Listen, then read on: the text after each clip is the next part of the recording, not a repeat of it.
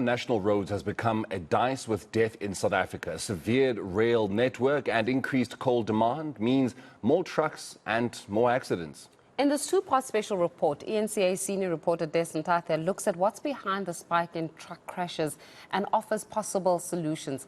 We had part one play, here's part two.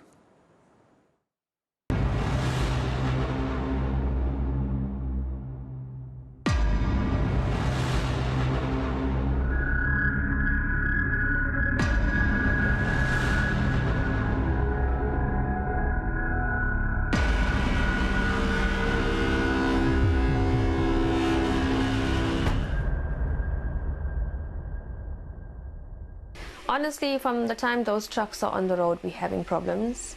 I've seen videos, I've seen the wreckage that is done. I've also seen how the fact that I don't even understand, I don't even drive, but how did you come into a different lane, an oncoming lane? It's just crazy. I just wish these trucks could be taken off, because you can clearly see that ever since these coal trucks are on the road, it's accident after accident.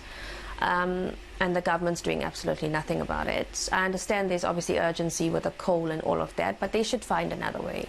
I mean, fix the railways, that's what people want them to do. Put it on train, it's safer, it's easier, it's more, you know. And already our roads can't keep up with the amount of people, and now you're adding and it's not like 5 or 6 trucks, you're adding hundreds of trucks. And these trucks, what's worse is the way they're driving.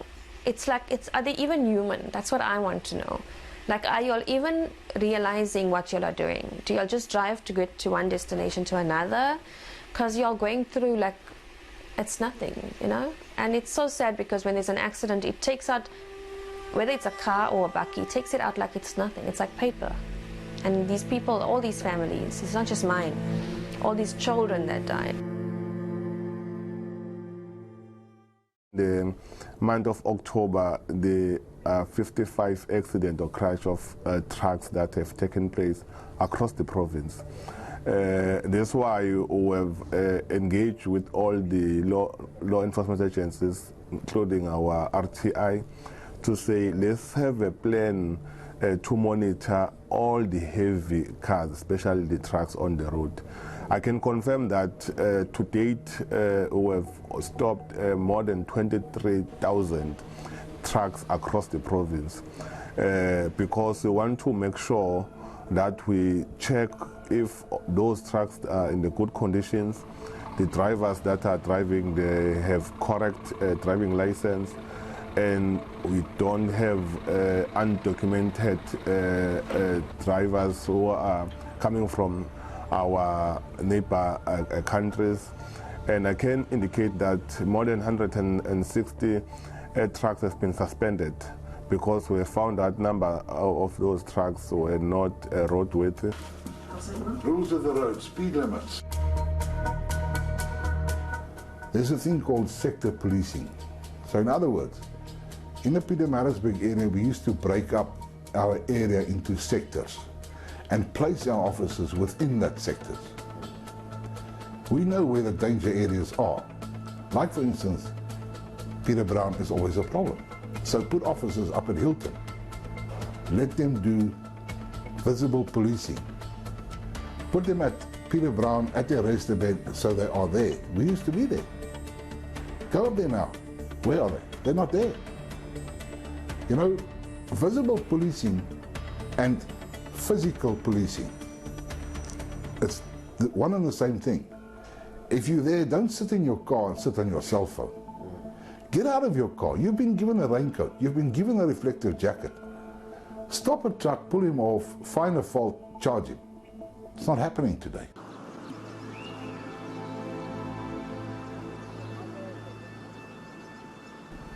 From a customer perspective, the consignor and consignee, I think in South Africa, when you have a carnage, you want to know who's the driver, who's the operator. And sometimes the operator is not the driver, really takes the flak, I can tell you now, and because he's been driving. But we need to look at who put the truck on the road. What was he carrying? There's a responsibility there. So if you move the self-regulation, you move to the consignor legislation, and you sign that off, you won't have so much enforcement. You'll have very little enforcement, and you'll have the safety. And that's how simple it gets. To me, that's how simple it gets. But it's someone to sign off legislation of what gets you on the road and what allows you as a consignee, consignor, for what quality you're putting on the road to move your cargo. I think that's how simple it gets. You can have 2,000 cars with 2 policemen each. It cannot do what this is, and that's about a cost to the government and a cost to the authorities. Here you do a self-regulatory, which has to be legislation, and you clean it from within. Before the truck leaves the depot, there is responsibilities and accountabilities before it leaves the loading site. So you're not going to fix the problem on the street or on the road. You know what they say is you fix it upstream. So definitely, to your point, putting in more cars is not going to fix your problem. There's 2,000 trucks passing an hour. You can have 1 car for each truck if you really wanted to check them all. It's not possible. It's not possible. So it's the wrong place they're looking for the solution, in my opinion. Trucks are very useful tools in the logistics value chain. The challenge we have is as follows. Number one, we have unscrupulous business owners who hire unqualified drivers who don't maintain those trucks, so the trucks are not in the best roadworthy condition. And number 3, they don't allow the drivers to have sufficient rest time between trips, so those drivers are often fatigued. So for me, you know, the Durban Chamber of Commerce and Industry, we say that we're in business for a better world. And I would really like to appeal to all members of the Chamber and other businesses who are in the logistics sector, who own trucks, to really be better corporate citizens, to really take care of the drivers, have a better social consciousness, you know, to alleviate the challenges caused by trucks. Because one human life lost is one life too many. And I think if the businesses can take responsibility and accountability, as well as the drivers, and I think we'll go a long way towards solving the problem. And I'm sure if you go to the stats, tankers having an issue. And that's a proof of the pudding right now. You could go and take those stats out, and you go other sides of the world, you see sometimes a tanker blow up and what have you. Yes, some uncontrollables do happen, and God forbid that, but I'm saying from what we can control, and that is where it lies. So most definitely, tankers at the moment. Massively, and that's why we don't and that the consignee are telling you off. That's the guy that puts the fuel on the road. Says you have to do this. I would audit you every time, and this I'll be at your depot at least twice a year, and RTMS talks to that. So we need a system like that for the whole industry, freight across the board, anything over 3,500 Ks.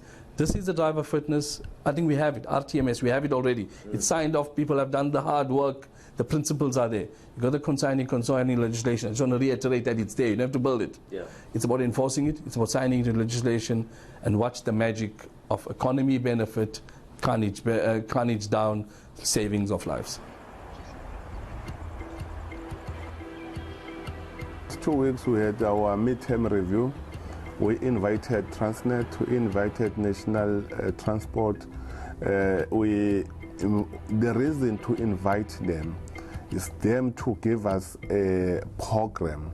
When are they starting to transport some of the goods through a rail? And they've promised us that especially the goods like the coal, especially coming from Mpumalanga, because there is a train, there's a rail line coming from Mpumalanga to Richards Bay.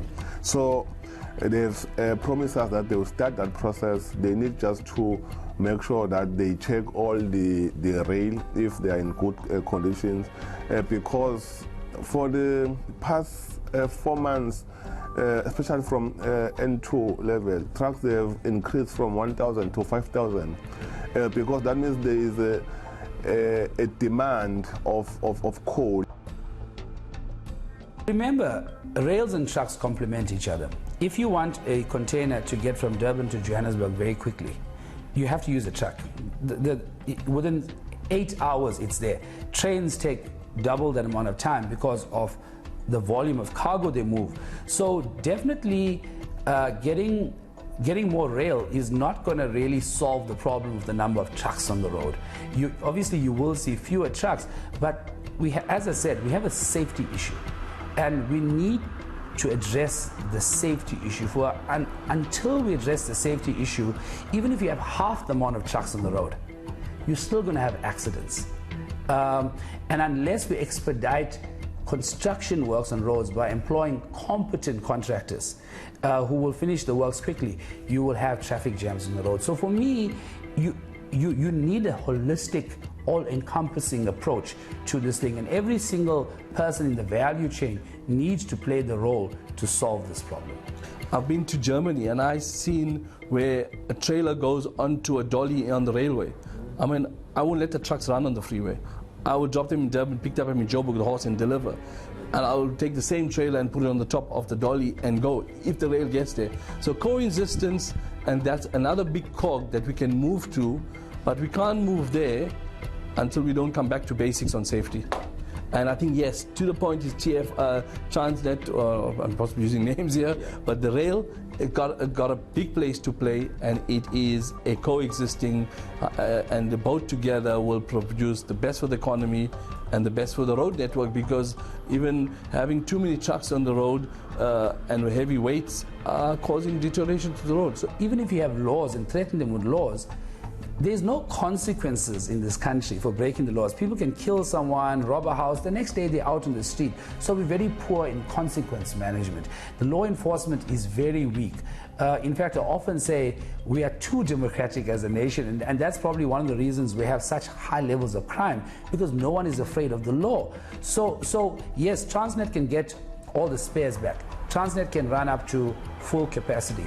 But for as long as you don't get rid of lawlessness leading to theft of copper cables and railway lines, you still can end up here. And that is why I'm saying there is no guarantee. South Africa is a country in transition. You know, and whilst we are transitioning, you know, there's like 10 steps forward, 5 steps back.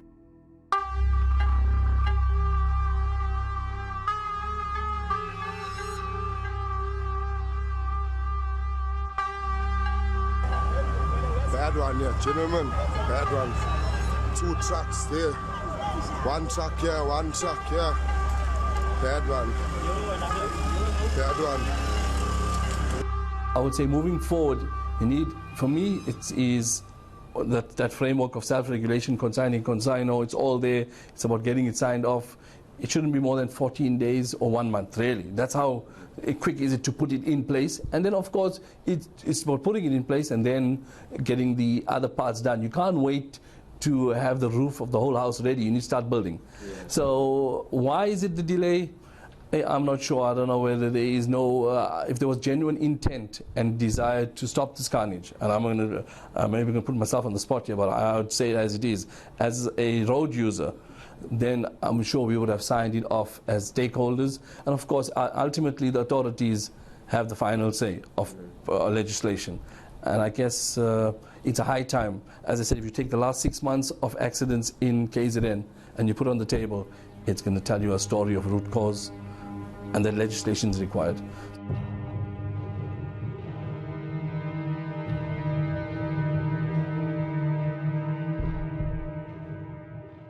Our people that are dying because of number of trucks on the road. But besides that, these trucks, they are destroying our roads. Because if you have number of trucks traveling on the road, they are destroying the road, and then the lifespan of the road, sometimes if your lifespan is 10 years, you find out the road is destroyed within five years. That means that we need to now to re-budget. I think we have amazing laws in this country. In general, we have amazing laws. Our challenge is enforcement of laws, because of bribery and corruption, you can bribe a traffic officer and get away with the unroady vehicle being on the road. And for me, if we don't address enforcement of laws, and if we don't address the issues of bribery and corruption, then we will continue to decline as an industry and as a sector, and cause more loss of human life. Transport Minister Fikile Mbalula last month announced a 1.2 billion rand corruption probe within his department. He cited illegal roadworthy certificates and fake licenses as a huge problem. There are currently 128 cases of pending disciplinary action and 86 arrests for fraud and theft. Alone, they can't do everything. That's why we'll need, remember, when there's a corruption, there is a corrupter and a corruptee. That's why it's important that our people, they assist us to come and provide evidence to say this person have done 1, 2, and 3, and I'm a witness to that. 20 people sadly lost their lives. The political leadership, the HODs, all these people, you know, if they can just stop sitting in their plush offices, get in their vehicles with their escorts or their bodyguards or whatever the case may be, go onto this N3, go onto the Pongola Road, stop by the offices unannounced. But you know what their problem is?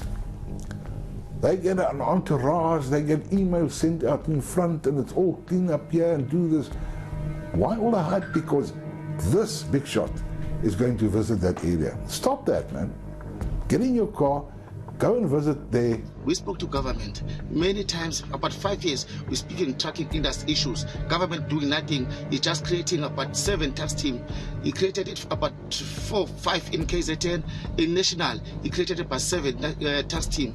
Those tax teams, they are useless. They are doing nothing. They're producing nothing. They are not solving any problem. So government is nowhere. It's not doing it. We can tell government what's the problem, what's the cause. Government won't listen us. He'll never. It's like government is nowhere. Maybe scared of employers. Is that because they got trucks, some of them? They got shares in these companies. They prioritize a profit, not a safety. If government of South Africa, it says the company must bargain in council and must comply with men collective agreement from 9 or 10 o'clock to 5 o'clock, no trucks in the road, in national roads. Drivers get rest, no fatigue, and they stop push. They must stop a target. This way you won't have a problem.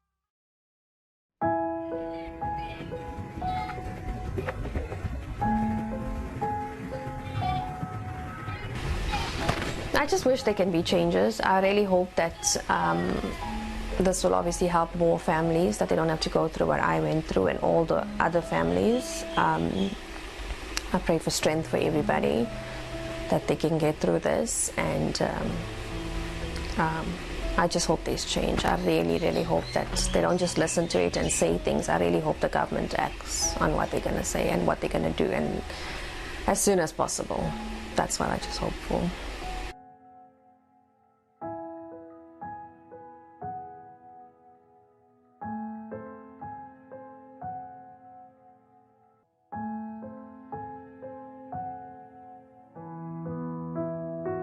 Dasen Thathiah in Durban.